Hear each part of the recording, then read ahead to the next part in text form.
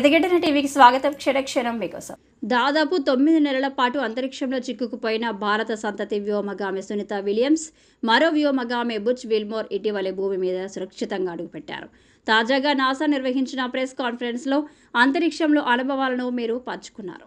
అంతరిక్షం నుంచి భారత్ ఎలా కనిపించిందనే ప్రశ్నలకు సమాధానంగా చాలా అద్భుతంగా కనిపించిందని సునీత చెప్పారు.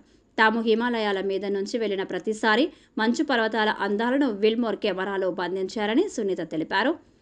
హిమాలయాలు అత్యద్భుతం అని చెప్పారు. గుజరాత్, ముంబై వంటి ప్రాంతాల మీద నుంచి వెళ్తున్నప్పుడు తీరం వెంబడి ఉండే మత్స్యకారుల పడవలు తమకు సిగ్నల్ మాదిరి పనిచేసేవని అన్నారు. భారత్కు వచ్చే అంశం గురించి సునీత మాట్లాడుతూ తన తండ్రి పుట్టిన దేశానికి త్వరలోనే వెళ్లాలనుకుంటున్నానని చెప్పారు.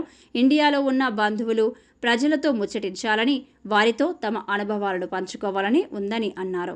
భారత్ ఒక గొప్ప ప్రజాస్వామ్య దేశమని కొనియాడారు. అంతరిక్ష రంగంలో విజయాలు సాధిస్తున్న దేశాల సరసన నిలుస్తున్న దేశమని కితాబిచ్చారు. తనలో భారత్ మూలాలు ఉండడం తనకు ఎంతో గర్వంగా ఉందని చెప్పారు.